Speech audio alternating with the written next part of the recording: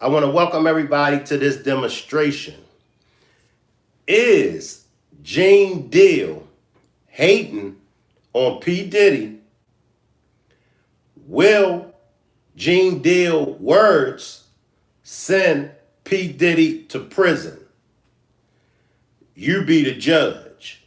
But before I get started with this demonstration, I need for you to hit the like button as well as subscribe to the channel. I want to salute everybody that's watching this on the replay.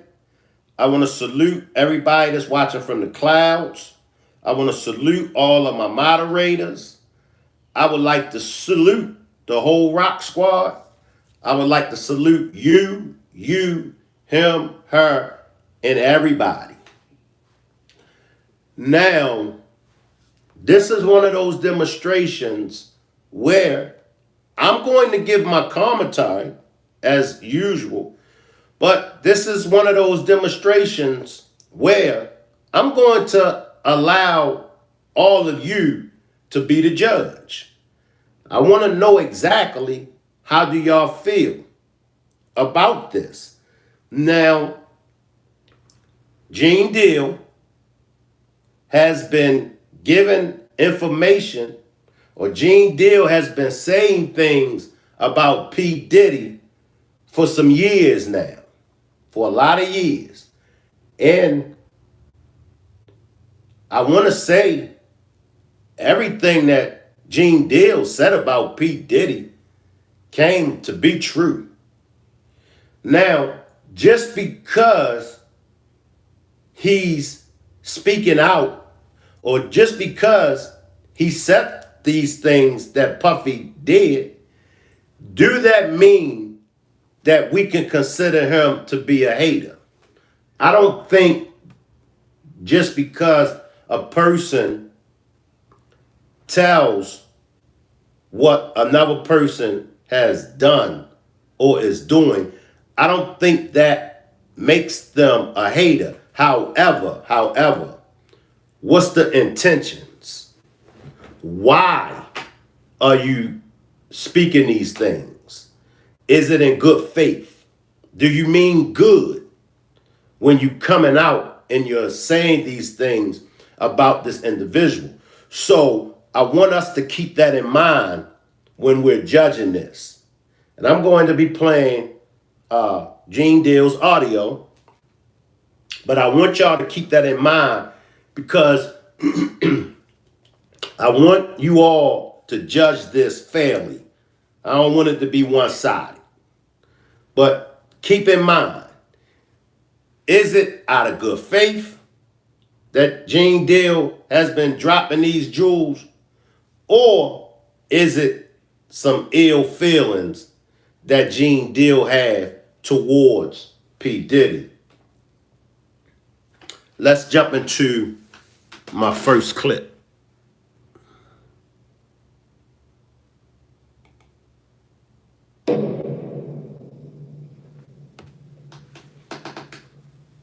You think it's possible that Cassie will help the feds bring Diddy down? Because I know her lawyer came out making a comment saying that, they don't got no problem helping the feds. She gonna have to. Because she made statements. So then they will subpoena her. If you don't go to court after you being subpoenaed, they can lock you up for the life of the trial. Or she could become a non-compliant witness, whereas that a hostile witness, where she say, I revoke my constitutional right and don't say nothing. I invoke my constitutional right, and don't say nothing. She could do that, but she has to answer the subpoena. And I don't think she want to sit down and go to court or go to jail for Diddy. You understand? If she is subpoenaed to come in there and speak on what happened to her, I believe she would do it. So Cassie, yeah. Even if they call me, about the abuse with Kim. He said, they say, yo, Gene, did you see him beat Kim? I said, on that particular case, no. Have I seen him rough Kim up and use the pillow? They he liked to play fight and be hurting the girls while he play fight. Have I seen him do that? Yeah, I've seen him done that. You understand? And I've asked Kim, you all right? You good? Y'all good? And she just look and stuff. He'll stop. You know what I'm saying? Because I was like a big uncle one time. So now, when he get to the hospital, his right wrist is ripped open. So, Mr. Dill, when you got to the hospital, what happened? Well, I seen his wrist ripped up. I would testify that I seen his wrist wrapped up in a t-shirt, and he said it right there in front of Kim. You know what I'm saying? That you could have killed him because she hit an artery. You understand? And I would tell how I saw how Kim looked, and I would testify to everything if I was told to. If I was brought in to testify against that. You understand? I'm not gonna sit there and wait in jail for him. Nah, I wouldn't do that.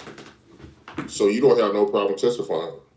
I have no problem sitting in the court of law, doing my due diligence, and testifying on stuff that I already spoke of on the internet. When I talked about him abusing Kim, and she had to cut his wrist to get him off of him, I would tell what I saw when I went to the hospital. I have no problem. I don't care what nobody say. I don't care what nobody think. If I've already said it on the internet, if I've already said it on different platforms and programs, why wouldn't I? I have no problem with saying the relationship with him and P.Diddy. I have no problem in saying that he went to Suge Knight and asked Suge Knight, are we good out here? Now, y'all notice he said that he wouldn't have a problem coming to testify. He also stated that he was there, he was around during the time when P. Diddy and Kim had their fights. He stated that in order for Kim to get P. Diddy up off of her, she hit him in the wrist and almost busted a main artery. But he said that he would come to court to testify. Now, will that send Diddy to prison? So this is why I'm asking you all, and I'm going to be deep diving into a whole lot of things that Gene said happened on his watch. And he just stated he don't have no problem with coming to court and speaking on anything that he has already said on the internet. Let's listen to some more. Salute everybody. I see y'all down there. Salute. When Pac was right behind Suge, Suge had a red Bentley, Rolls Royce Bentley. Pac had the white one. In the back of the House of Blues. I have no problem in saying that I told him if we go out this house, somebody gonna die tonight. And the Notorious Big came up dead. Now remember, I spoke about this on a previous demonstration that they were sending messages through Mase. And they were letting Mase know, well, they actually wasn't even sending messages, but some Cali guys that Mase was cool with, that Mase played basketball with, they were cool with Mase, And they were letting Mase know, man, they got a hit on Bad Boys. So P. Diddy and them definitely got the warning signs, the warning calls. And Gene Deal said it himself. He told P. Diddy, if we leave out of here, somebody's going to die tonight. And that somebody happened to be the notorious B.I.G., Biggie Smalls. So now I'm going to reach a little bit. Now, can we say that if Gene Deal wouldn't have allowed, because he's the security, he's the head of security. Now, if my security ain't going with me, I'm not going. If the artist is, if they security is not going with them, they're not going to go. So in this situation, could Gene Deal have prevented the death of the notorious B.I.G.? Because just as well as P. Diddy was calling shots, Gene Deal was the security. And he was the head of security. And he said it in several interviews. He said, I wish that I didn't go. I wish I would have kept Biggie from going. And I know if I would have kept Biggie from going, perhaps it could have saved Biggie's life. My question to Gene Deal is always going to be, it happened on your watch. Why didn't you step up and say, hold up, we ain't gonna do this? Because you knew the type of caliber cats that P. Diddy and them was up against. You knew that they wanted P. Diddy's head. You also knew that they wanted Biggie's head. You also knew that it was a hit. Now, let me go to some more. Let me run a little bit of this for those that just came in. And the notorious Big came up dead. I have no problem in saying what I've been saying for years, since 97. If I'm brought into a court of law to testify on things that they want to ask me regarding his character or anything that I've displayed out here. So he's saying that he's willing to come to court to testify. He's willing to come to court to testify about P. Diddy's character. Salute everybody. I appreciate everybody for pulling up. I will get around to saluting individually. Let's see what we got here.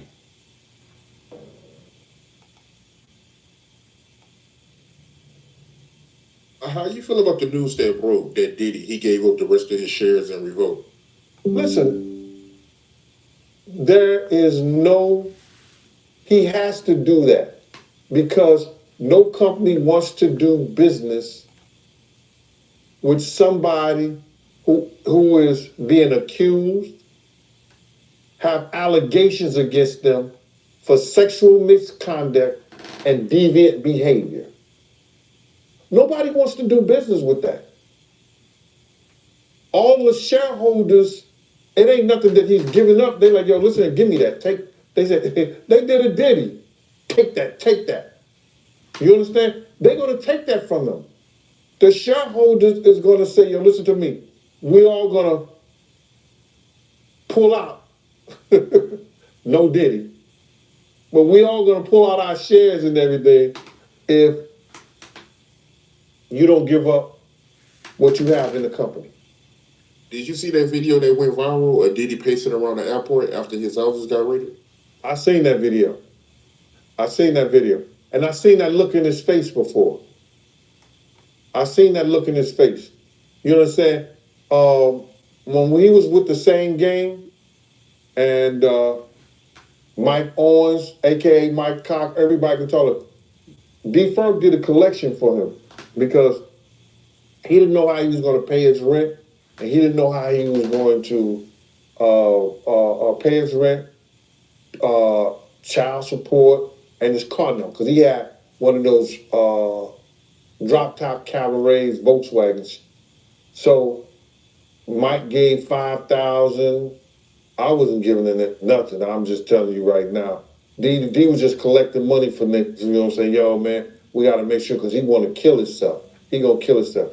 Diddy had that pace and he had that look in his face that he know something may be wrong or they may have something on him.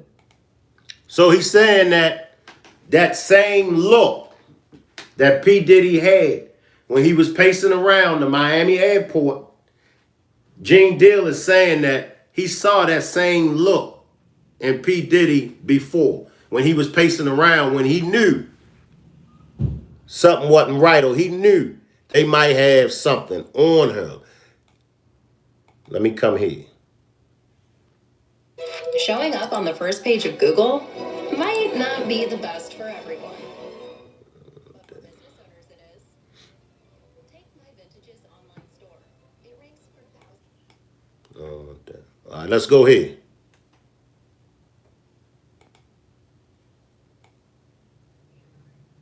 Gene Deal, once again, man, happy to have you on the platform, my guy. So with that being said, man, I mean, we're going to get right into it. Little Roy, how you feel about this lawsuit he got against Diddy?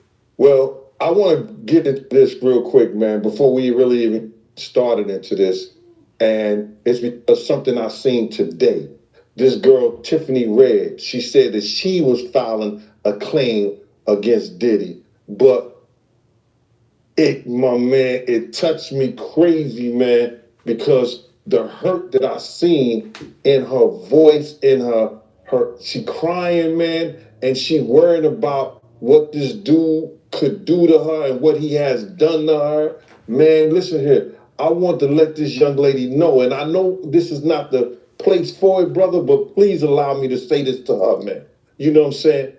I started this battle a long time ago. And the situation is that, bruh, we already won. This was some spiritual that Pop, the spirit of Pop, the spirit of Big, the spirit of Miss Jones, the spirit of Wolf, all the people that he has done wrong, you know, so Black, all the people that he has done wrong, bruh, is coming to light. We already won this spiritual. What we going through right now with these trials and everybody, you know, with this financial situation and everything like that, all that is superficial. That's the physical part of it. And I do believe that. I do believe that. And this is what they say.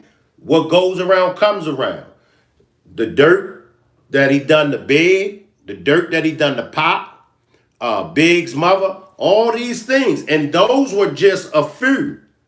But those are just a few. But you got to remember, you got to go back. And I always give my credit first. I give the credit to Tupac because Tupac was telling everybody about P. Diddy.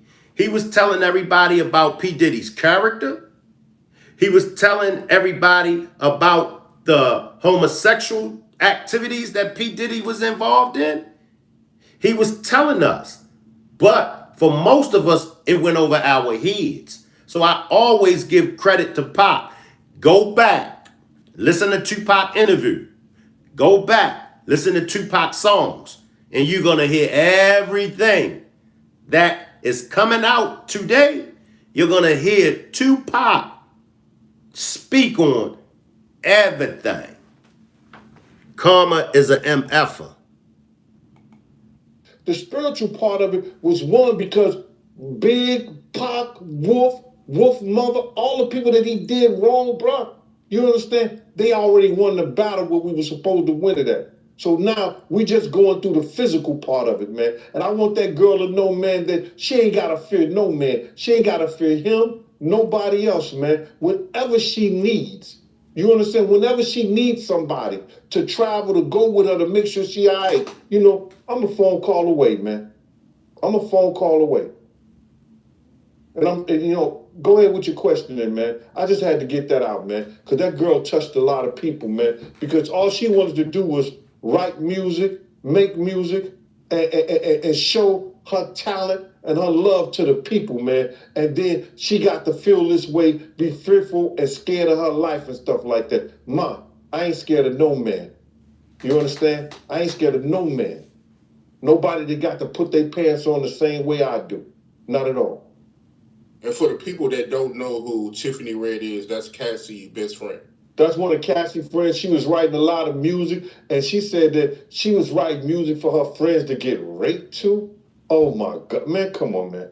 Start with your interview. I'm sorry about that, brother, man. That's just, it's crazy to me. Now, before I go on, what can we say? Is it Gene Deal is hating on P. Diddy? Or is it all out of good faith? Because remember, Gene Deal was around Bad Boys. He was around P. Diddy. He was head of security. Gene Deal was a police officer at the time. And Gene Deal seen a lot of things go down on his watch. Why, if Gene Deal was a police officer at the time, why didn't he report any of these things? And if he didn't report any of these things, why didn't he just get away when all these things was going on? Why didn't he just go to P. Diddy and say, hey, P. Diddy, I cannot work for you? OG Patrice says he was a parole officer. He was a parole officer. He was a police officer too. And he's going to mention him being a police officer as well. But let's continue. But I want y'all to keep it in mind when judging Gene Deal. Did he come forward with this information out of good faith, or is he a P. Diddy hater? Let's listen, y'all.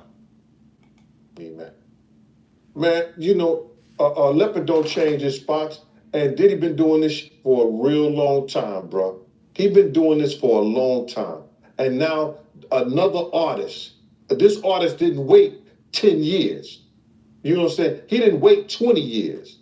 You understand? He waited a year or two after he stopped working with him and saw he didn't get what he was supposed to get. And he said, yo, listen here, man. I'm putting in my claims right now because I'm going to show everybody what really happened, what really went down. It's crazy. When I was reading it, I read the whole thing. Shout out to Keisha in Kansas City. She sent me the whole documentation, bro, and the whole court thing. And when I'm reading the stuff, it sounds from a lot of this sound familiar. You understand? And what I mean sound familiar, how he would get other girls and get girls to try to, convince this guy, or put him in a sexual situation with other girls so he could do whatever he wanted to do with them. And it's just like the situation somewhat with Sarah and her girlfriend and him and John. You know what I'm saying? Bringing girls on to try to convince this other guy to be in a room with another naked man and all this other bullshit. Yo, it all sounds familiar, man. I read the whole thing, man, and it was crazy. And for the people that don't know what you're talking about, because the lawsuit is new, so, some people still catching up with it. Little Rod, he alleges that, Young Miami cousin tried to have sex with him in front of Diddy. Yeah, he went into the bathroom, and then she came into the bathroom and tried to, throw herself on him. He didn't want to have nothing to do with her for whatever reason. And then when he came out the bathroom, she continued to try to do that and try to have sex, wanted him to have sex in front of Diddy and the rest of the people that was in there. That's how they do, man. They try to use a girl that you might like, or you may think you might like, or they think you might like her, or whatever, to convince you to lay down your guards with them. And he didn't. Yeah, that's crazy, man. And you're not surprised by none of this, because you said that Ja Rule, they did this to him, right? No, remember, and people got confused when I said that Ja and him was in the room with two girls. with Sarah and Sarah's girlfriend. You understand? He was trying to get Ja to go at Jay-Z. So what he did was try to get another girl, you understand, to do something with Ja. I guess, I don't know, they in the room together. So when they, in that thing, I know what he was planning to do because I heard the conversation. I knew what was going on. He was trying to get at Ja. So if he had got Ja in any kind of uncompromising position, he could force Ja to go at Jay-Z. So that's just. What do y'all think of that? What do y'all think of that?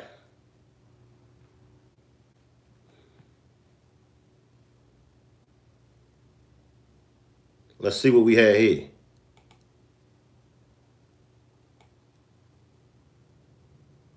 What would make you sleep at night when it comes to Puffy? Like, what kind of justice do you want to see when it comes to Puffy? Well, man, what makes you think I don't sleep at night? What makes you think I give a F? Nah, bro. Nah, I can't let you get off with that one, bro. Check this out, man. And it's for you, the YouTubers, and everybody out there. You understand? Well, Diddy always got paid on time. They didn't play with my money. You understand? The only thing that bothers me, and it's still gonna bother me to my death, is that one, I tried to save these kids' lives out, that kid life out there. Big told me his whole life story in that one day. Do you understand me? All his dreams, all his hopes. I don't know why this kid did this, but this kid told me his life story, bro. I tried to stop these people from going to the party. It was his decision. You understand? That cost that kid his life. Even when I tried to ride on the side of the fucking truck, he gonna tell me, yo, Gene, if you don't get in this car, you ain't gonna never work again for Bad Boy. I should have said F Bad Boy and did what I knew to do. And see, that's what I'm saying, y'all. That's my whole thing when it comes to Gene Deal. You was there. You was there. You knew right from wrong. You knew the potentials. You said it yourself. I told them, if we leave out of here, somebody's going to die tonight. And that somebody happened to be Notorious B.I.G. These things happen on your watch. You was well aware of the repercussions. This incident, you said when you was riding on the side of the truck, and P.Diddy told you, Gene, if you don't get in this truck, you will never work for Bad Boys again. What did he say? I should have went with what I knew. Let's listen. Understand? That kid lost his life. It wasn't my watch, but I was there.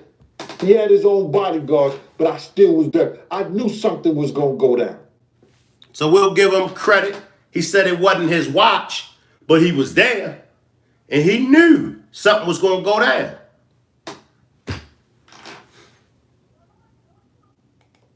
I was willing to ride on the side of the damn car so I could save this kid's life. Now, my man go to him, ASAP Ferg father. He goes to him. Yo, Puff, blase, whoop-de-whoop. I gotta have this, or these guys it's gonna be a problem in the street. Here go this. You can use this until I can get it back to him. This nigga said, what? I can't do that. Understandable, whatever the situation was. My man died the day after my birthday. Turns around, tell Wolf, I'm gonna give you your $300,000. Wolf is the one who brought me back into Bad Boy, or brought me back into Bad Boy, because I was there before Wolf himself. All right, I'm going to come back. But I want to build off of OG Patrice.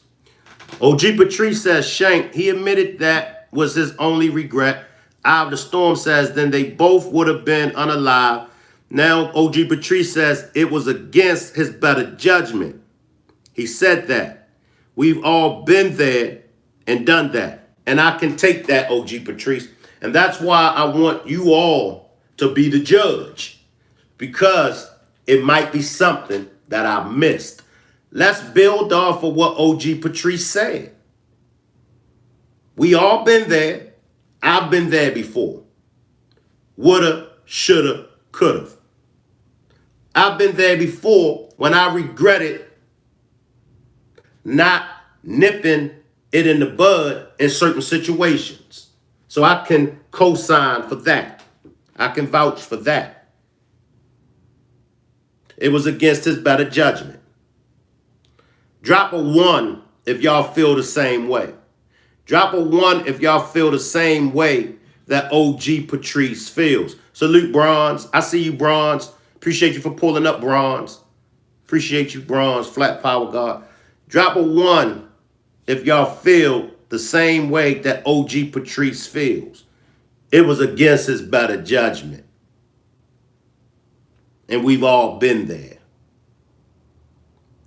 Okay, I got Sages dropping the 1. Eye of the Storm dropped the 1. Bronze dropped the 1.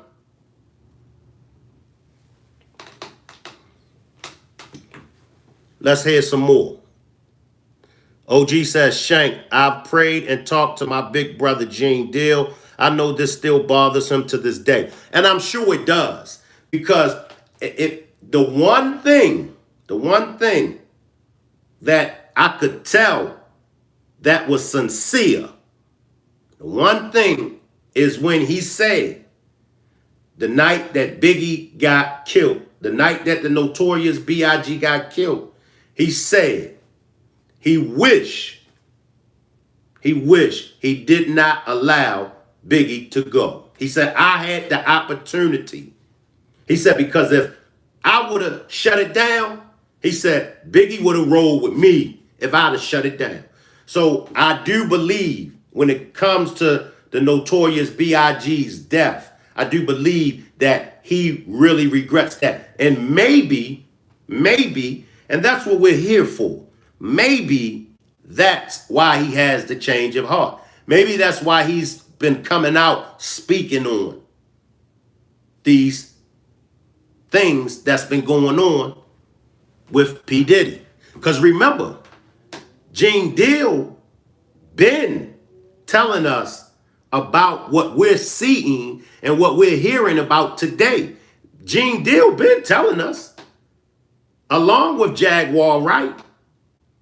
You can say what you want to say about both of them, but Gene Deal and Jaguar Wright, for the longest time, they've been telling us about P. Diddy.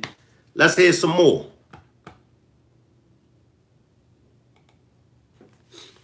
Wolf's mother let me hear something that the what they call it, the drug enforcement, the prosecutor from Atlanta, that Puff told Meech, go ahead and do what you got to do, when him and Wolf was beefing outside.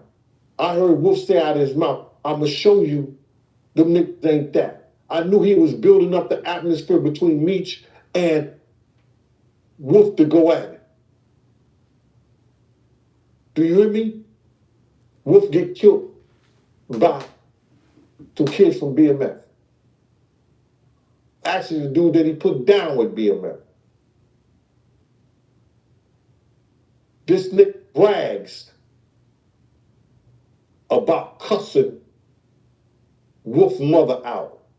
And I'm going to call his name out. He bragged to his cousin, Ak. So you niggas in New York, if y'all don't believe what I'm saying, ask Ak. If Wolf was alive, the way he loved his mother, we wouldn't be talking about Diddy today. I say this dude, even after all that, I still say this nigga from a situation he had in North Carolina. So I don't care, bro. But I will not let this name go down as if he was this greatest thing that ever happened to hip hop. When the dudes that loved him the most and showed them love by protecting him, giving him that bad boy logo, and being, yo, bro, the same game. When that nigga caught that situation in the city college, couldn't pay his rent, couldn't pay his car note.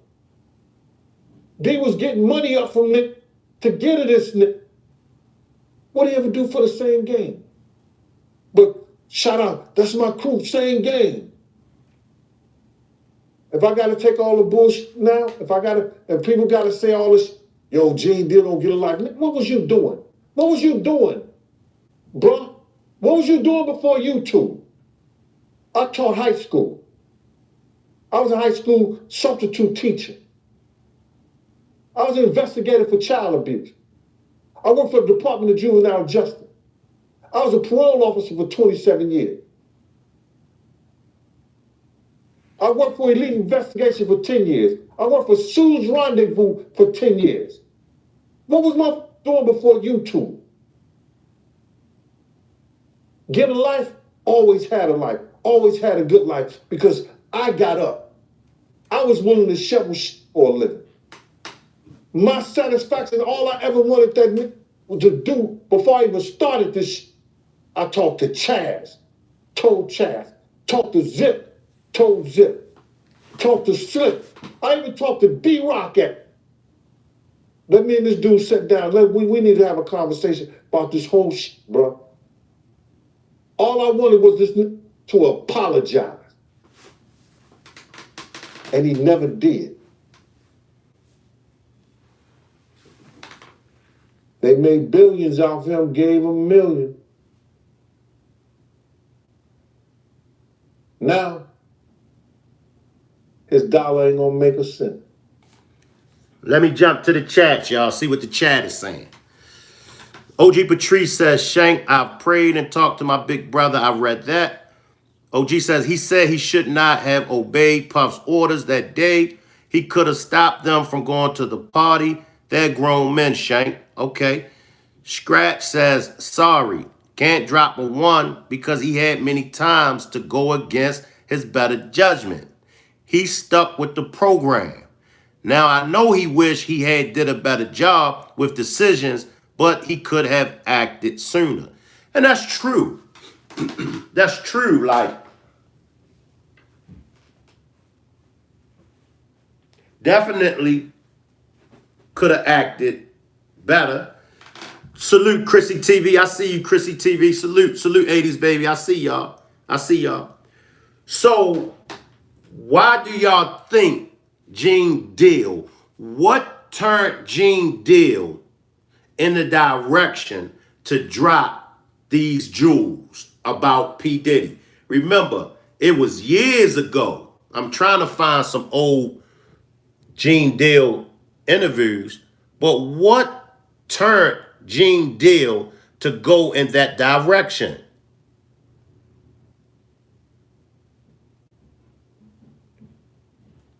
Because he's been basically dropping a lot when it comes to P. Diddy.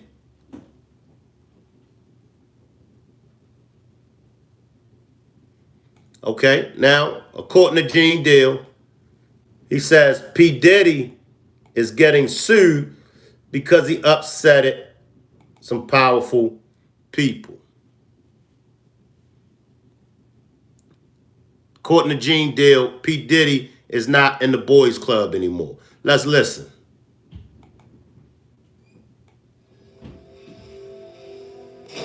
Well, okay, and now working with Puff, you know, Bad Boy and everything, man. You know, Casey files this lawsuit against Puff.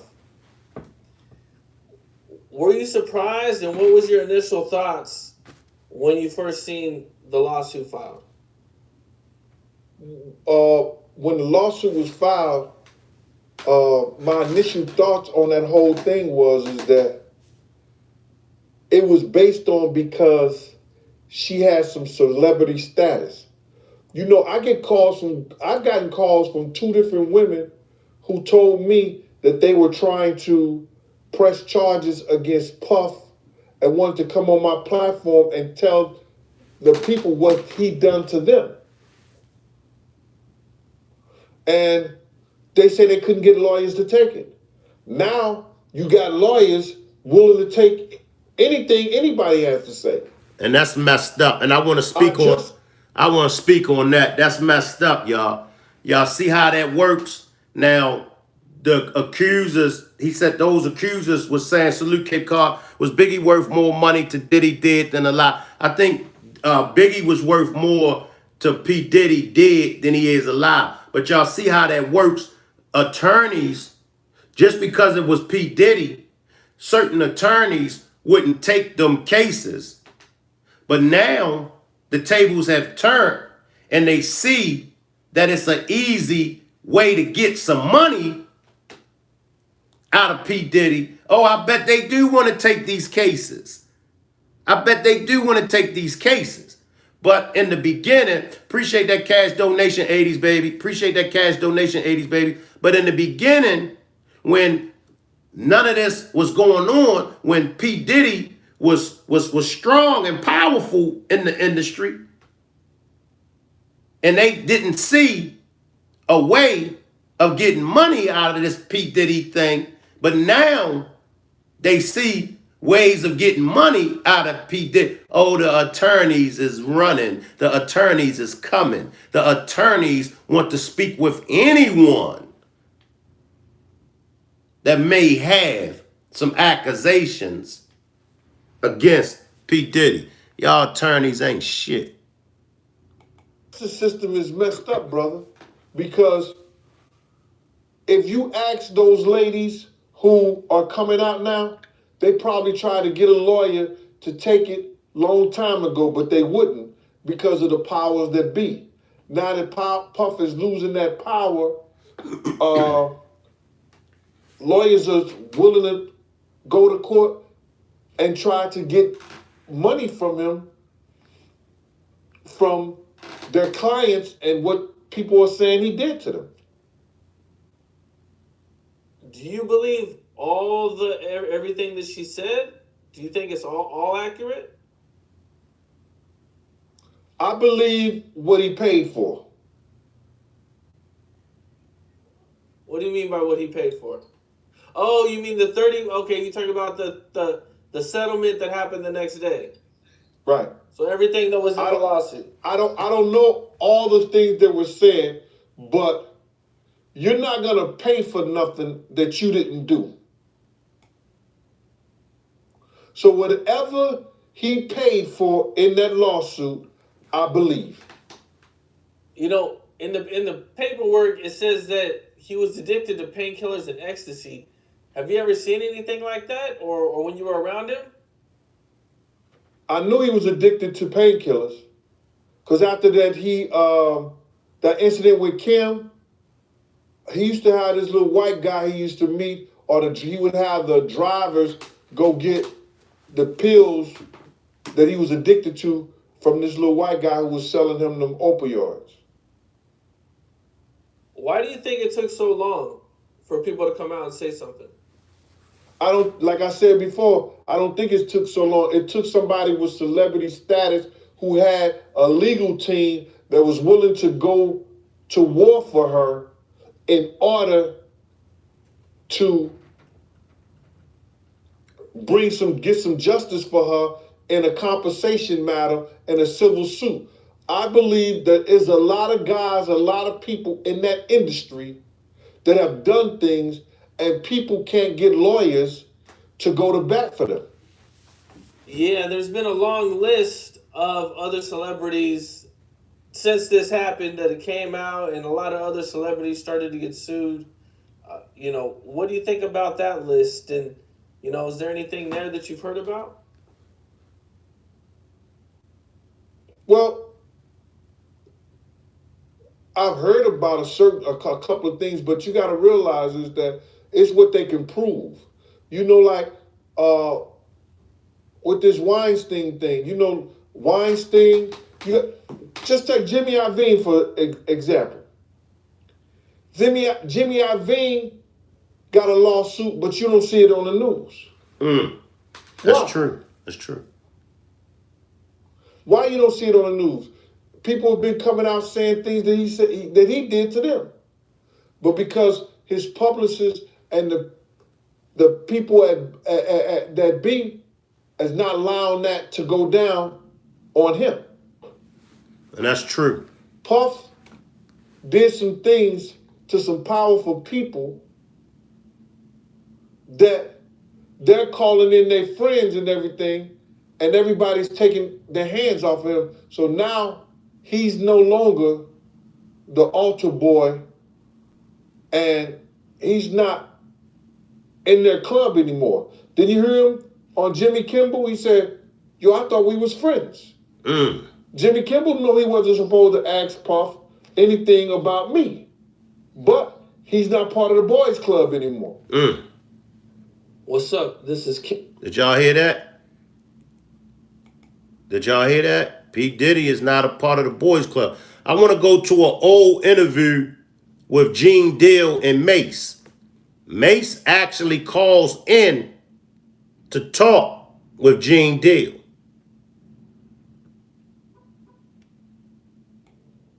This is an old interview where Mase called in to talk to Gene Deal.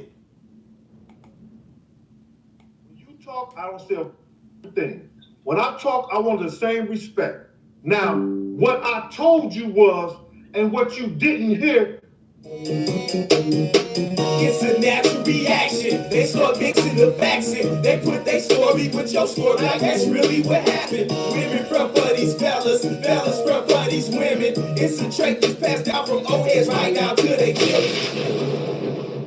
The Gene Deal Show. Let's listen, y'all. Conversation. hello? Hello? Yeah, who this? Yeah, who this?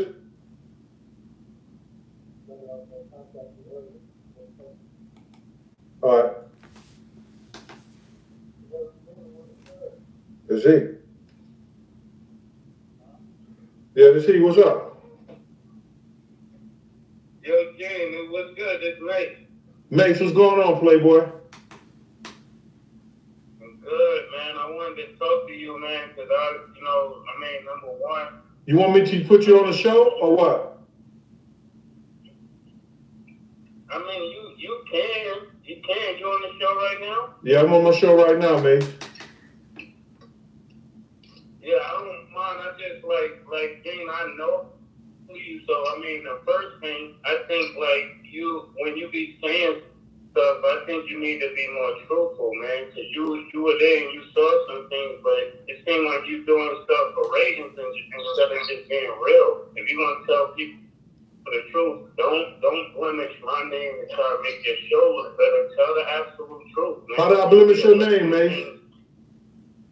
I know, but you keep saying stuff like me and Diddy, like, you know I'm a real man. Like, why you got looking at me funny about what you saying, bro? How I got somebody, hold up. How do I have somebody looking at you funny, Mase? I mean, just straight up, because you know, like, you saying funny stuff about religion and all that, like me and him saying, like, yo, you know, I don't even play like that, bro. Bro, let me tell you something. Like, did I say you and him was playing together? Go ahead. I'm gonna let you talk. I know you to be a real one. I know you to be a real one. Go ahead. I know you to be an upstanding guy. So I'm not expecting no funny business from you. Like, even in your show, you said some stuff about you and Puff was taking a picture when his dude shot Big before he even got killed. But you never really addressed that. So if you don't start addressing stuff, bro, address the real stuff, man. Don't be playing around, because this is not a game. This is people's life. And I'm the only one really willing to say something or to do something about it. I ain't hiding behind no YouTube and all of that. So you saying, Mase, hold up. You saying that you know who I am. You know you. Go ahead. I'm saying in your video,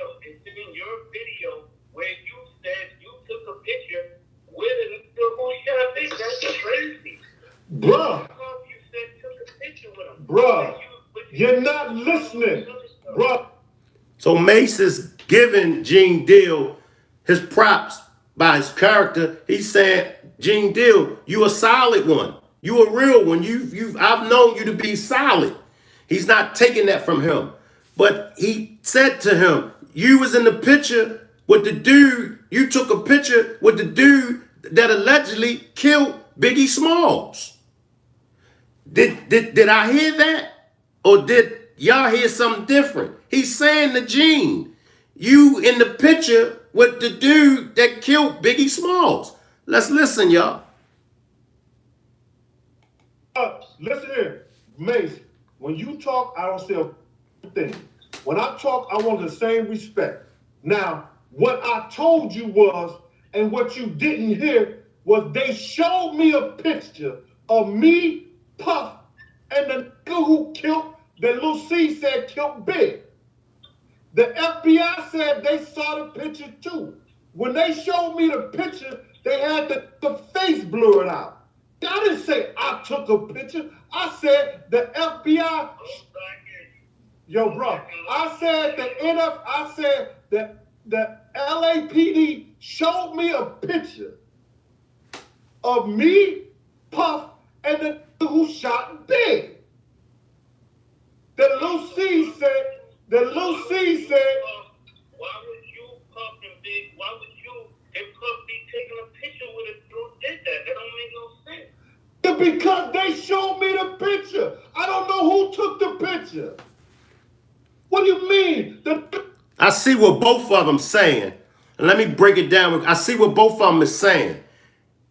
But Mase is saying, yo, you on a picture with the dude that they saying is the one that killed Big. Now, I want y'all to really, really look at this.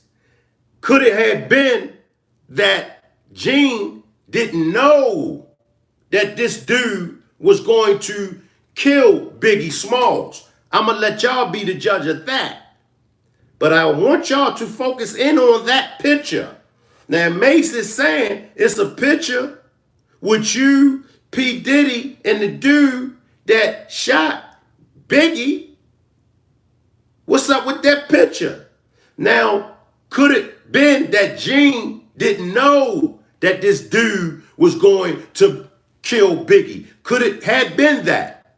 Y'all let me know. You walked up the Puff car first. And I see, why was Puff was in the car?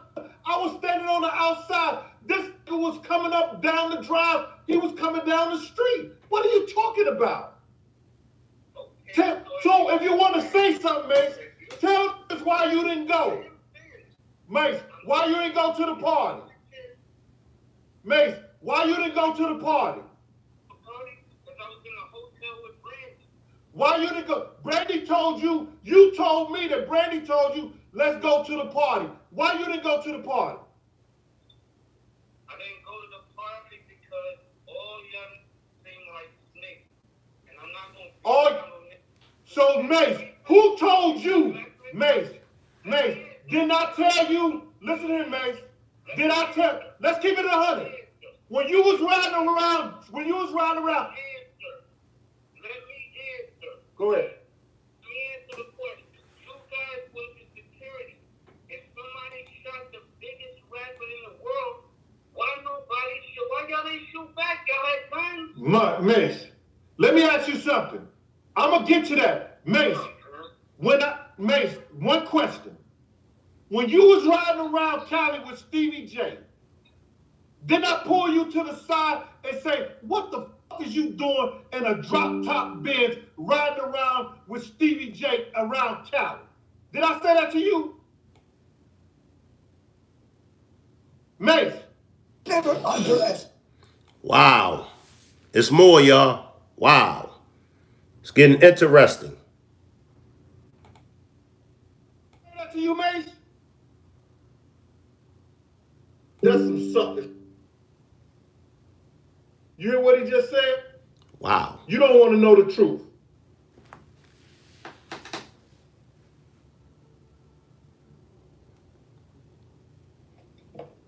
That was your man Mase. makes you want to feel a certain kind of way, brother, you tell the truth. That ain't the only reason why you didn't go. You was in the room with Brandy. Mase said he didn't go because he felt all of them was a bunch of snakes. Y'all heard that. He talking about nobody shot back. He know me and Tone ran after them cats. He knew we blew the light. He know I told him, why you running around here with Stevie J? See, I'm gonna get in his ass. Talking about he don't play something. Bro, I don't mind coming out of retirement. And none of them fuck with me either.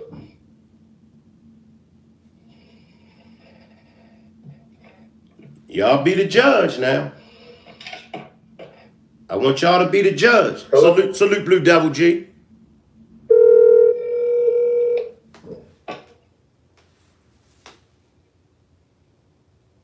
Please leave your message for Yeah, call the back. He don't want to hear it. But let me just tell you something, Mr. Mase. I don't do nothing for ratings. I don't give a shit about this. You talking about you're the only one that's willing to say something. Man, you just not coming out against Cat. I started this years ago. In 97, I was the first one to go on MTV. In 97, when Nick Bloomfield and Miss Wallace came to ask me to do that, I was the first one spoke up. None of y'all spoke up. Y'all steady running around this Cat. I was the one. You know the money I was making in the street. You know I was with the 112th Street Posse, Slick and the Family, same game.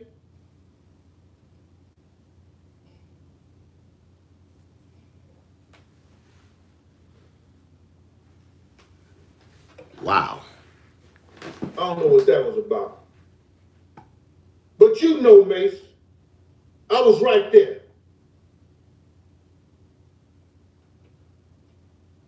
Nobody, one of the biggest rappers.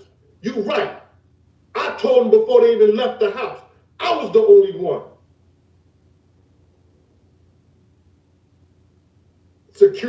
All the security was snicked. I told you, Mase. You know why you ain't come. You couldn't answer that question. Mase, why you didn't come? Oh, I was in the hotel with Brandy. You told me Brandy was begging you to come. You forgot that, huh? I didn't. I'm going to go to one more clip, and then we're going to chop it up, y'all.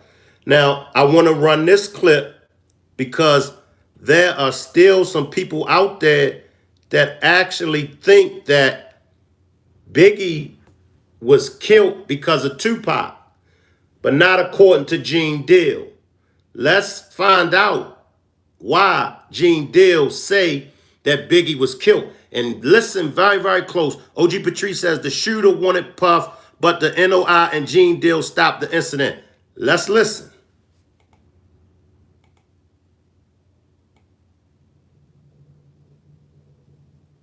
I was looking at an interview by him, right? And he made a comment about something, man, that I had no idea about, man. He said that the night that Biggie got killed, he was planning on meeting up with 2 porn stars, Heather Hunter, and the other female name is Janet Jack or something like that.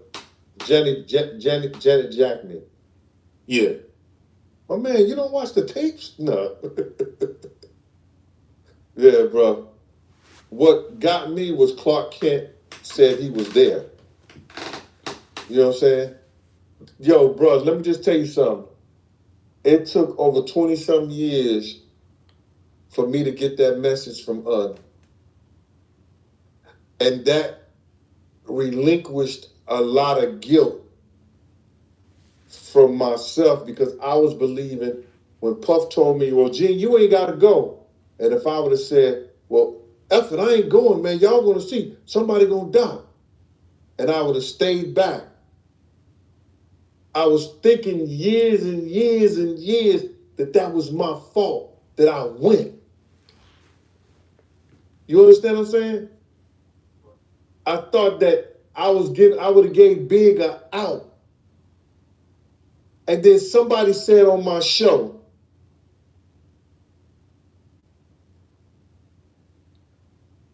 Jose Trucking, dude named Jose Trucking, said on my show, he said, Gene, God messed up Big legs where he couldn't walk. Big could barely walk. He had to use a cane. They was pushing around in a wheelchair. You understand what I'm saying? He walked that night because he didn't want the fans to know. But it was killing him. It was hurting him. You understand? Could barely walk. If we had to run out that mother place, Big would have got messed up. Because he couldn't run out of there. And couldn't nobody carry his big self. You understand what I'm saying? So if he had to run out of there, he would have been messed up. So God messed up his legs, hoping that he would not go nowhere. Clark Kent, the vice president of Motown at the time, told him, Big asked him to go to London with him, told him, why you going to that party? Don't go to that party. He said, no, Puff and D-Rock set this up. That same night he on the phone with Heather Hunter and Janet Jackney supposed to come to the room and do you? And you let somebody talk you out of that?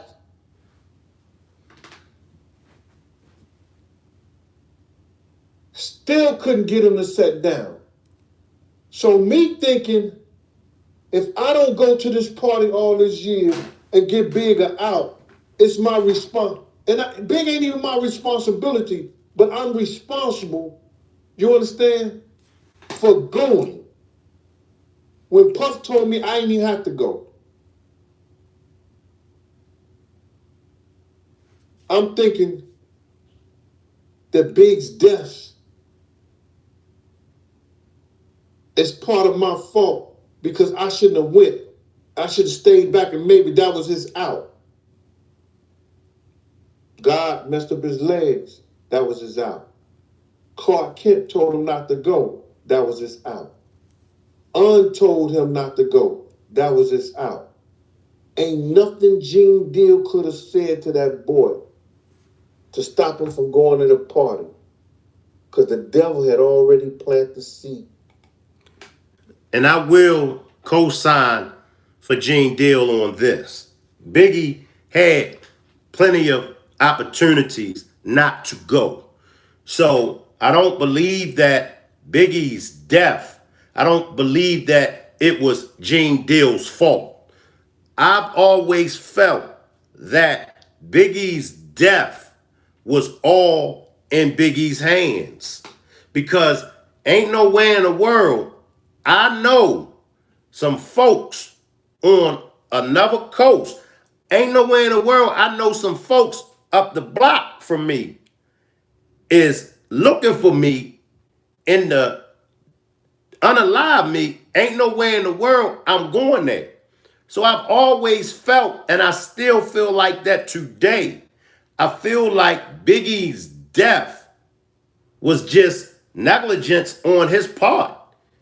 You know, now whether he was trying to prove a point that he wasn't soft, whether he was trying to prove a point I ain't scared, however it may go down, it goes down as Biggie's death came at the hands of himself. He shouldn't have never went. So I don't believe that Gene Deal is the cause of Biggie's death.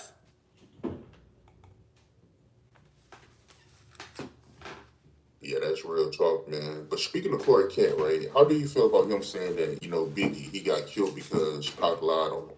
No, that ain't why Biggie did. That ain't why Biggie did. Big caught a bullet from somebody else, and that happens to us all the time. They caught a bullet that was for somebody else.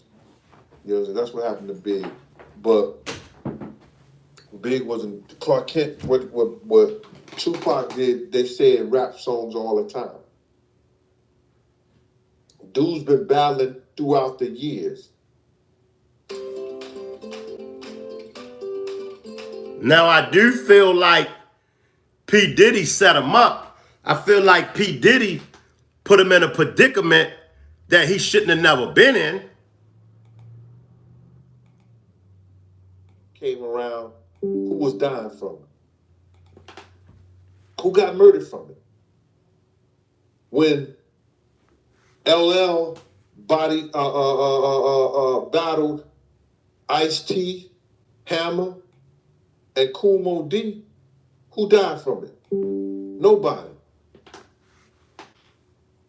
You understand? There's been battles throughout.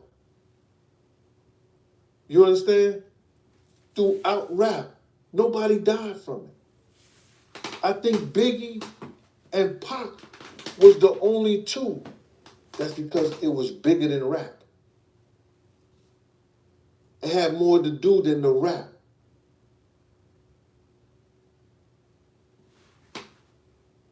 Biggie and Pac is dead because they wanted rap to be where it's at right now. They wanted to control it in a way that, one, a revolutionary will never let you control that. And even though Big was a street philosopher, they still would have came together. You understand what I'm saying? Pac being a revolutionary, you know what I'm saying? In his rap, he still was friends with Big. And once they sort that stuff out, rap would have never been the same. It wouldn't have been what it is today. They wouldn't have had that control. When you say that Big got killed because he caught a bullet that wasn't meant for him, what you mean by that? Listen. This is from me being there. Listen. Right? This is from the FBI investigation. Right? That bullet may have been meant for Puff. Because the dude came down to Puff first. But he... Drop a one.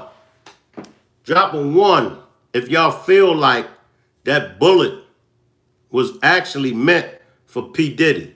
Drop a one. Was stopped by me. Then, when we crossed the light and Big them stopped at the light, the dude came out the parking space. And it seemed like the hesitance of what he did is like, yo, them niggas blew the light. They blew the light. But I got Big right here. And then somebody said, take him. Get him. It was just a hesitant. Because if it was meant for Big, why would they wait till we get way across the light to start shooting? Why would they wait for us to get across the light? It was a flashing red light. Why would they wait for us to get across the light if it was meant to be? You understand? We was across the light and had stopped because Tone said, yo, somebody pointing a gun at Big now. Then we heard a pop, pop, pop, pop, pop. So that wasn't meant for Big. Somebody got the okay to do that.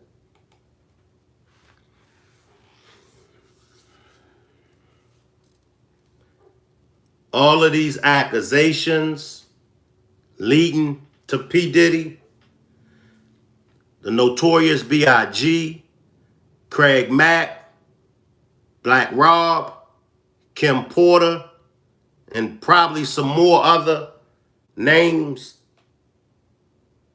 their death, for some strange reason, P.Diddy name is affiliated even when it comes to Tupac. Because out of Keefe D's own mouth, now Keefe D could have been lying. Who knows? But out of Keefe D's own mouth, he said that P. Diddy paid for the hit. I've always felt either way when it came to Tupac's death, I've always felt way different than the way that I felt about Biggie's death. With Tupac's death, I always felt like it was bigger than what we saw. I always felt like Orlando Anderson definitely was planted there for a particular reason. I don't believe that it was just over them stomping out Orlando Anderson. No, no, no, no. I've always felt like it was deeper. But one thing that I always credit Gene Deal with, can't say he wasn't there. And it's the same thing when it comes to Jaguar Wright. You can't say Jaguar Wright wasn't there. Now, she might go off over here and there, but at the same time, she was there. Gene Deal, he was there. Can't say he wasn't there. OG Patrice says, I just feel like there's misplaced blame when it comes to Biggie and Pac's death. I feel the same way too, OG Patrice. I feel the same way too. And like Gene Deal said, if Pac and Biggie wouldn't have got killed, eventually they would have squashed that. Because that was the type of person that Tupac was. Tupac had incidents with a lot of people. Later on, when they spoke with each other, later on, things got cleared up. Nas was one of the ones that said, man, when I ran into Pac, and, I let Pac know, man, I got love for you, man. I looks up to you. And he said that Pac said, well, I did do a song about you and everything, but I'm going to go here and I'm going to take that song off the album. But Pac died before he could have a chance to get that record off of that album. But Pac lived by a code. And that code was, all right, we talk, we hash things out. Okay, we're going to move forward. So I do believe that eventually Pac and Biggie would have definitely squashed what they had going on. And most of the times, that's all it takes. All it takes is for the two people that's involved. No sideline people, no people from the entourage, but those two people, let them get together and let them iron it out. Most of the times, it's always people from each camp that don't got nothing to do with the situation. Most of the times, it's always people from each camp that's in the other person's ear. Are you going to let them do that to you? Are you going to let her do that? You going to let, no, I wouldn't go for that. No, you should do this. No, you should do that. Oh, man, don't squash the beef with him. It's always individuals that's in the camp that keep the mess going on. But if you take these two individuals, if you take Biggie and Pac and put them together, they definitely would have squashed whatever beef that they had. Okay, here's another one that I want to jump to, that Gene spoke about. Biggie didn't take the death threat phone calls seriously. And that's why I said, in my opinion, Biggie lost his life because of Biggie. It ain't had nothing to do with Pop. Biggie lost his death. Biggie lost his life because of his own self. Let's listen to Gene Deal.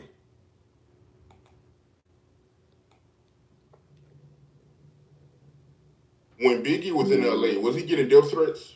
Because if you look at the Notorious movie, it's a scene where Biggie and Little C's coming out the tattoo shop. And Little C's, he get a phone call telling him that him and Biggie need to watch their back. Was that scene true? Bruh, I couldn't tell you personally because Big had his own security. You understand? And Paul and them was with them. But that scene at the tattoo shop, that shit was made up. You understand? The shit that they put on their arm, I got from my friend. They wanted to know that verse. So I spoke to a young lady who was real religious and found that verse in the Bible. You know, I fear no evil. Even though I walk through the valley of death, it was about I shall fear no evil. The Lord is my shepherd, I shall not want. You know what I'm saying? He leads me, some shit like that. You know what I mean? Excuse me. But she gave me the verse, I gave it to Puff. Puff put it on his arm too. Puff, Lil C, and I think probably D-Rock and Big. You understand? All of them put it on their arm. I don't remember nobody saying or picking up a phone and saying that, oh, we got threatened or somebody threatened again. Anytime I knew Big was being threatened, Big was joking. Yeah, for real? Wow. Yeah, taking it like that.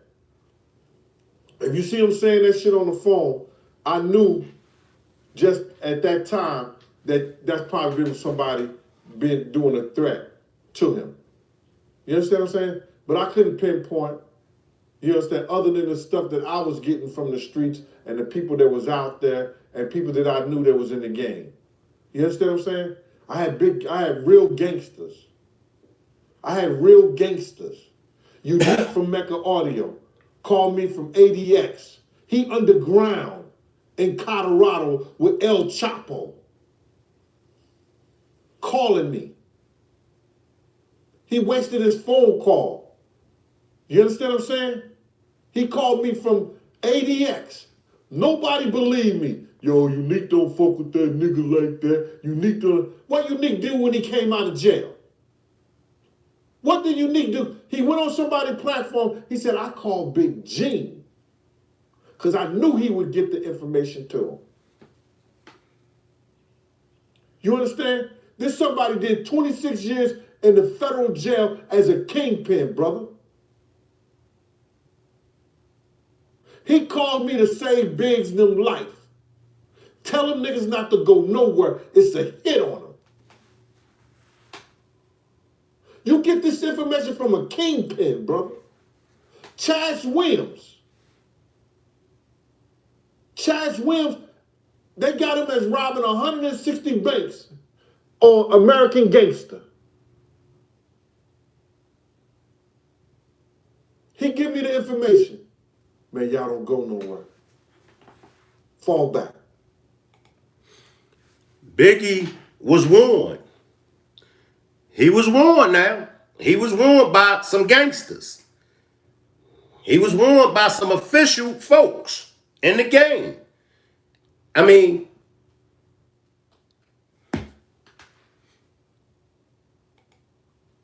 I'm telling them, bro, what are you gonna do? You got two gangsters telling you. You got Jodeci.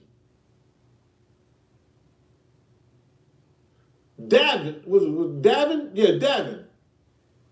Was hanging with Stevie J. Man, we ain't going to that party. You still want to go?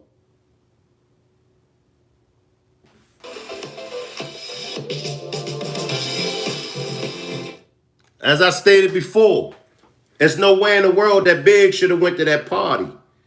In my opinion, Big shouldn't have went to LA, period. However, if you go to LA, then your security should have been tight. after you done the awards, after you done what you had to do, back on the plane up out of LA. That's just my opinion.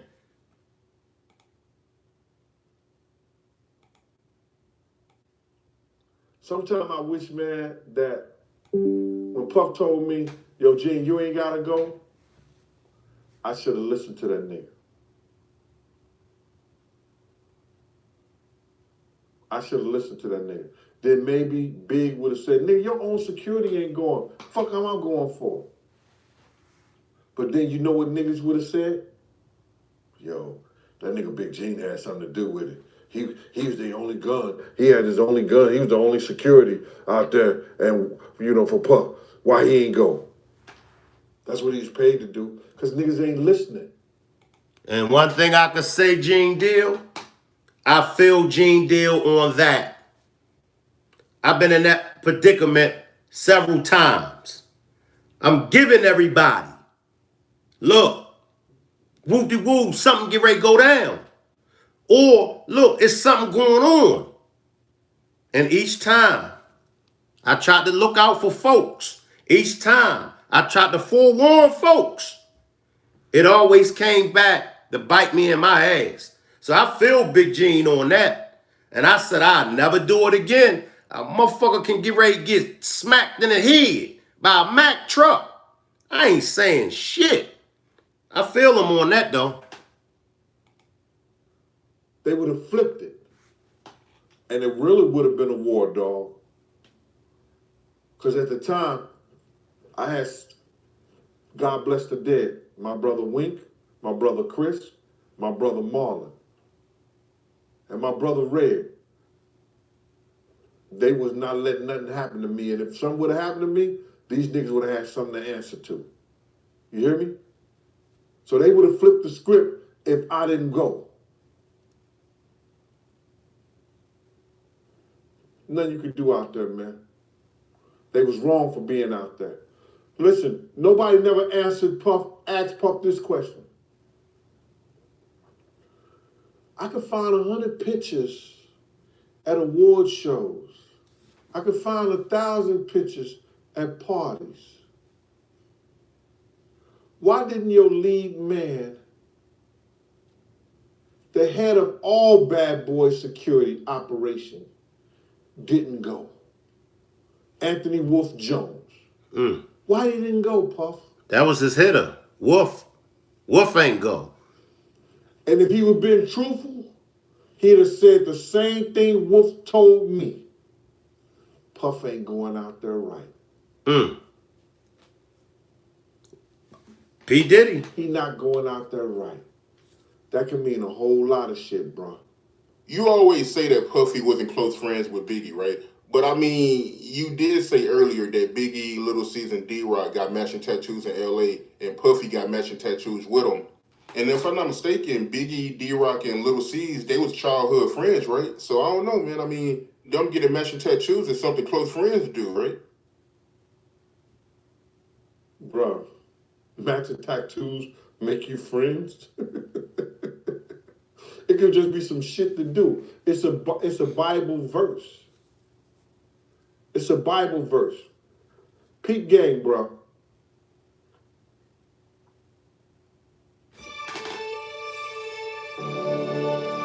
Lazy.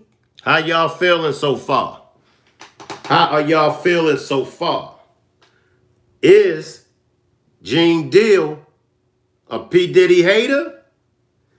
Or is it all out of good faith? You be the judge. That's why I made this demonstration. I'm going to let the people be the judge. I'm just giving you, presenting some things from Gene Deal. What do y'all think? You paid me to do a motherfucking interview. I got you, Art. I got you. Cash at me. You cash out me the money. Then, interview comes up. Art, I'm a little fucked up.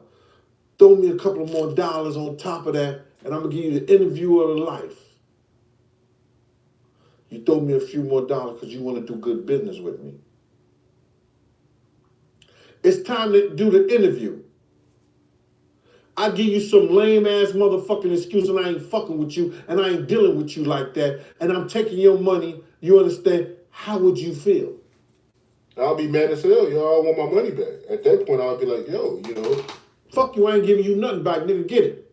Get it the best way you can. I mean, then at that point, man, it's gonna have to get physical then. I mean, if he playing with my money, then, it's gonna have to get physical, man. He gonna have to get touched up. I mean, at that point. Now, we gonna stop right there. I don't want to hear what you got to say right now. We gonna stop right there. Puff gave that nigga $200,000.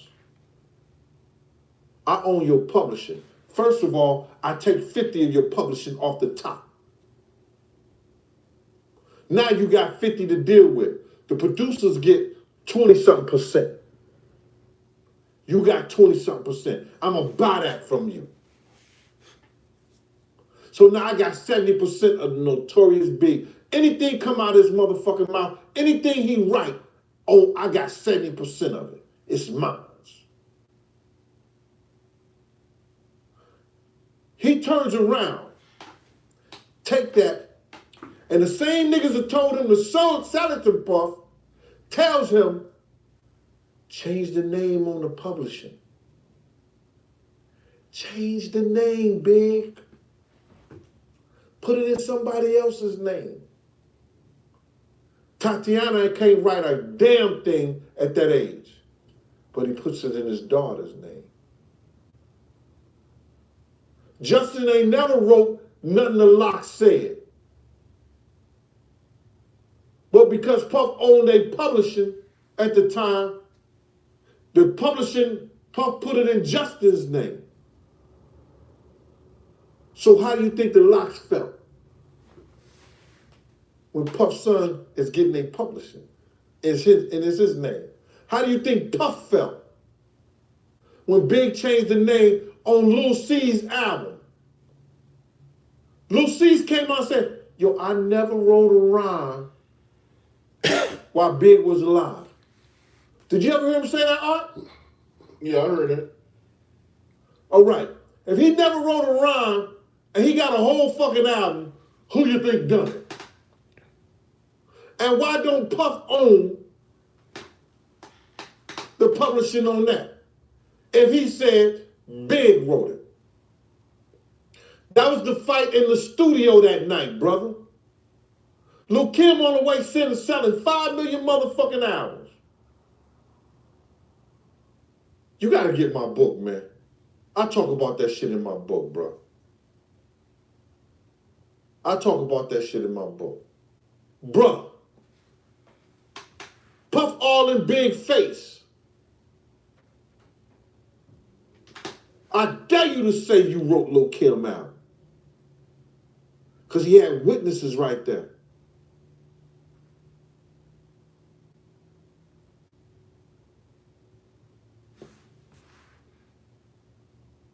Wouldn't you be mad, man? How much is a friend of you? How much friend of you mine's now, Art? How cool are we now? We got matching tattoos, Art. How cool are you now? How good are we, Art? Our tattoos match, man. But you didn't rob me for $200,000, nigga. Is you crazy? One thing for sure, P.Diddy has a lot of skeletons in his closet. Another thing, P.Diddy has to answer for a lot, not just one, not just two. P.Diddy has to answer for a lot of wrongdoing. It's one thing when one person, maybe two people, but when your whole label, let's look at Bad Boys. Let's look at Bad Boy Records. You can go to almost any, you could go to Death Row. You could go to the people that was on Suge's Knight label. Some of them is going to say, F Suge Knight. Suge Knight did me wrong. But then some of them is going to say, I love Suge Knight. Suge Knight put me in a good position. Go to anybody on Bad Boy and see what those artists have to say about being on Bad Boys. Now, we could say what we want to say about Suge Knight, but Suge Knight is a stand-up guy. When it came time for Suge Knight to face the music, Suge Knight turned himself in. Suge Knight is doing his time. To this day, I've never heard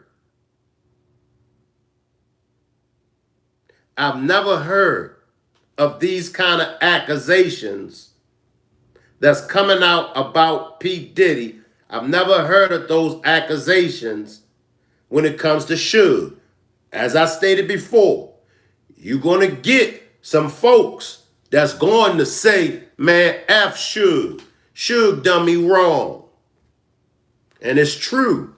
Some of those cases, Suge did do wrong. He didn't play fair in some of those cases.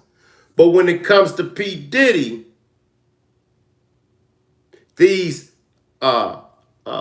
sex trafficking accusations, that's serious. Those are serious accusations to have. When Homeland Security raided his homes, the main charge, the main issue was about sex trafficking. And any and everybody, whether you work a 9 to 5, whether you a street cat, whether you in church, whether you a CEO, wherever you're at in life, when it comes to a sex predator, any criminal activity that got to do with sex, you don't get no respect. You don't get no respect because besides being a snitch, that's one of the dirtiest, or that's at the bottom of the totem pole when it comes to a person's character. That means you're not fit to be around kids. You're not fit to be around females. And in P. Diddy's case, he ain't even fit to be around other men. So I'm glad that Gene Deal, along with the others that has been coming out and speaking on what P. Diddy had been doing and is still doing.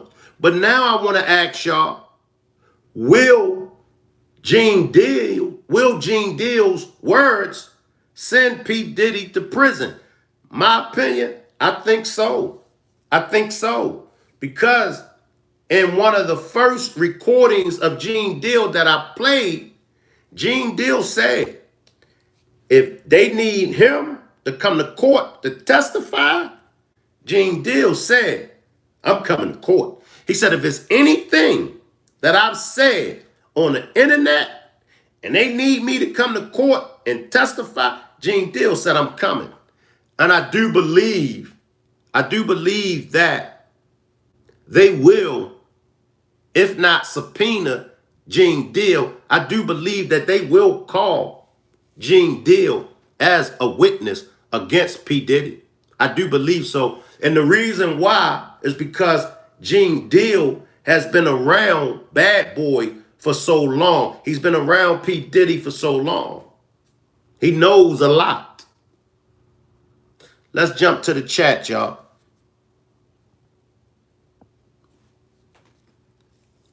Biggie was trying to be something decent in life. Stop selling drugs and go straight. Then here comes Puff trying to calm Biggie. OG says, Suge most definitely did my girl Jewel wrong and my homeboy Danny Boy. And I want to send a rest in peace to Jewel. Rest in peace, Jewel. Yeah, OG Patrice, I was listening to some of Danny Boy's interviews. Suge Knight has different experience with people. Right, some say Suge ain't cool. Some say Suge came through when nobody else did. P. Diddy don't have one story with someone saying he helped me. It's all bad, horrible stories about Puff. And that's all I was saying. Now you comparing yourself. And when you compare yourself to Suge, if you got Suge beat, if you make Suge look like a good guy, what is that to say about you, P. Diddy? Now I fucks with Suge Knight. But there are people that say F Suge Knight. And there are people with receipts that have proved that Suge Knight done them wrong. So I stand with that. But if you got Suge Knight beat, because a handful of people is going to come forward and give Suge Knight credit. A handful of people is going to say Suge Knight looked out for me. How many people are going to come forward? And I'm not saying that there's none out there, but I ain't seen and I ain't heard one person besides those that's up Puffy's ass. I'll just be honest with you. Some of the stuff that the people that's trying to defend P. Diddy, you know they lying. You know they lying when they try to defend P. Diddy. It's best that you just don't even open your mouth. And that's what I tell people. Sometimes just keep your mouth shut because you think you defending P. Diddy, but you sound stupid. Here that man been accused, all these accusations. This man settled out of court less than 24 hours, and you still saying that you defend P. Diddy. You stand beside P. Diddy with the accusations from Cassie.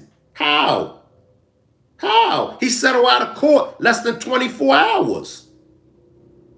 If that ain't proven that he's guilty, then you don't got common sense. It just take common sense to know. Well, Shank. No, it ain't no well, Shank. That's why he settled out of court less than 24 hours. Because he know what he done. Come on. I ain't going to hold y'all that much longer. I got one more clip. that I want to run to y'all.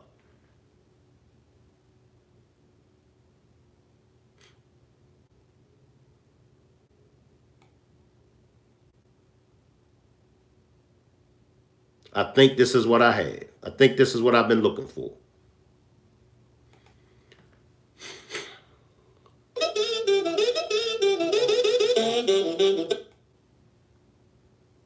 All right, let's go, y'all.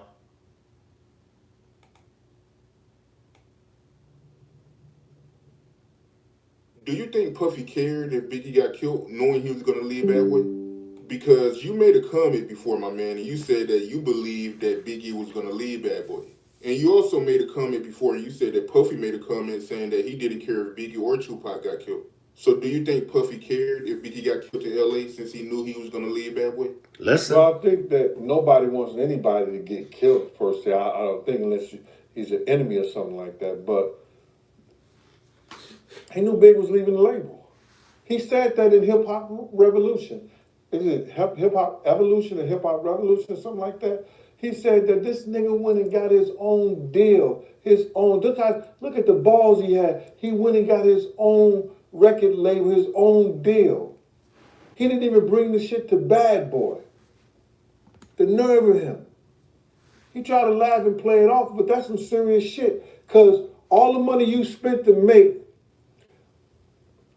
this thug life, partying bullshit,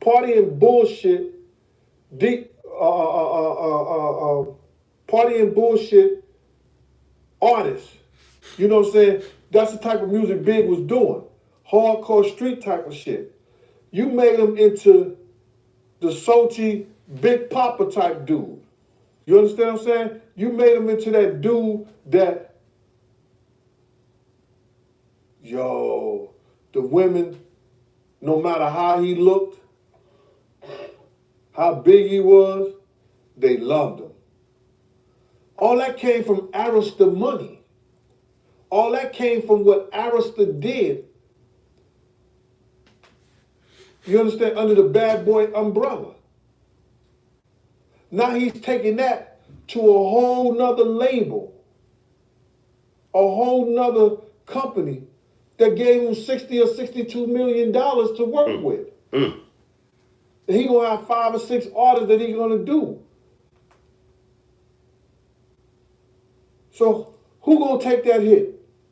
Who gonna take the blame for that? Huh? Big ain't gonna take the blame. Puff gotta take the blame. We spent all this money. But he going making deals elsewhere and not under our umbrella? Like I told you, Lil Kim, $5 million out the gate. Lil C certified gold, Junior Mafia, I think certified gold. Russell Simmons, yo. Tell me the story about what happened at Russell Simmons' house. Bruh, I'm saving that one for my book. Can I say that one for my book, man? Okay, bruh. It was the night of Heavy D's birthday party. Bruh. And we was asked, me and my man Slick was asked to go to Russell Simmons' house to pick up some credit cards because we were at the California Club. I actually have pictures of that night at the party, at the California Club. And they wouldn't let them open the doors to the public until the bar guarantee was there. So Tim Dog from the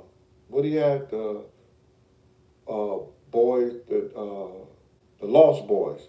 He was the manager and the producer of the Lost Boys. He told me, first Jessica told me, but I wasn't working for Jessica. So she had Tim call me, and Tim told me to go over to Russell Simmons' house. I really didn't know who the hell Russell Simmons was. I knew of his stature that he was the president and CEO of Def Jam, but I didn't know I never saw him personally. You understand? I knew Ron DMC. Ron was his brother and everything like that, but I never seen him personally. And this is back in the early 90s, 89, 90, something like that. Could be 89, 90, something like that. But it was Heavy D's birthday party. Go over to Tower Records, and it had a penthouse. So we go on the side of Tower Record, ring the bell. Russell Simmons come down, and he don't have no shirt on or nothing, and he has a towel around his shoulder, on the shoulder. But we didn't know it was Russell Simmons. So I said, I'm here to get some credit cards from Russell Simmons for Jessica and Tim. And he said, yeah, come go with me. So he takes us through the house. When you first come through the house, you see some spiral steps up there that goes to what appears to be a kitchen. It's a living room loft that goes that way, to the left. You go straight back, and there's bathrooms, rooms, and we go to this other room way in the back, and it's this big-ass room. And he said, yo, Russell's in there. So me and my man goes in the room, my man Slick goes in the room. And it's this dude on the phone, but he had dreads, so I didn't know it was dark. I didn't know it was a dude or a girl or whatever like that. But it was light enough that you could see that they had satin sheets and he had some leopard bikini drawers on. So, panty looking drawers on. So then me and my man just standing up there. And we looked at each other, like, yo, and my man was like straight gangster. He's like, yo, Yo, Gene, what kind of shit is this? I said, nigga, I don't even know. And so the motherfucker the dude put the phone down, and he said, in a woman-like voice, for all to be politically correct. I ain't gonna say in a gay-like voice. I ain't gonna say in a bitch-like voice. I ain't gonna say in a homo-like voice. I wouldn't say that. I'm gonna say in a woman's like voice. He said, I don't even want to say how he said it. He said, "Who are y'all? What y'all doing?" So, in a high-pitched voice. And then my man pulls out the 357, right? And the motherfucker just screamed, "Russell! Russell! Russell!" Grabbed the sheets and all that stuff. "Russell!" Russell, the dude who now, he got a shirt on, he comes in there, he started laughing and shit. He said, yo, y'all, I'm Russell Simmons. Come on. I was like, yo, this is some crazy shit. Now we come out. It's a bunch of dudes with the same type of voice this dude had talking about, I don't believe y'all don't know who Russell Simmons was. I don't believe, he rich. Y'all can take those credit cards and buy everything. Russell Simmons is rich. I can't believe y'all don't know who he was. And I was like, this is your show. But said a little something, got the credit cards, left, went back to the California club. And that's when it was that incident that I have in my book that you won't get that one, with Christopher Williams and Halle Berry. Yep. All right, y'all. Y'all let me know. After hearing what y'all heard from Gene Deal, is Gene Deal a P. Diddy hater? Will Gene Deal's words send P. Diddy to prison? Y'all let me know. If y'all haven't been receiving notifications, I think probably for maybe like the last 4 demonstrations, I haven't been sending out the notifications. Usually, I do send out notifications. I'll send the link to the demonstration to everybody on Instagram or even Facebook. So if you haven't been receiving any of those notifications that I normally send out, I apologize. I've been busy lately and I haven't had a chance to send out the notifications, the demonstrations, to let everybody know that I'm going live. So that one is on me and I apologize.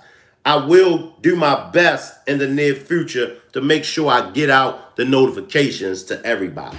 Once again, tonight, I'm going to be on the backup channel. Tonight, I'm going to be on the backup channel. The backup channel is After Dark with Shank Rock. Or y'all might see it as Shank Rock Films. So make sure everybody tune in to tonight, and that's going to be on the backup channel. I will run it on the main channel, but in order for me to see y'all comments, in order for me to read y'all comment, in order for me to acknowledge y'all going to have to come on the backup channel. I appreciate everybody for pulling up. Let me know in the comments section, is Gene Deal a P. Diddy hater? Let me know how y'all feel about Gene Deal. Salute everybody, and I'll see everybody later on tonight at 10 p.m. I'll see y'all tonight at 10 p.m. on the backup channel. Salute.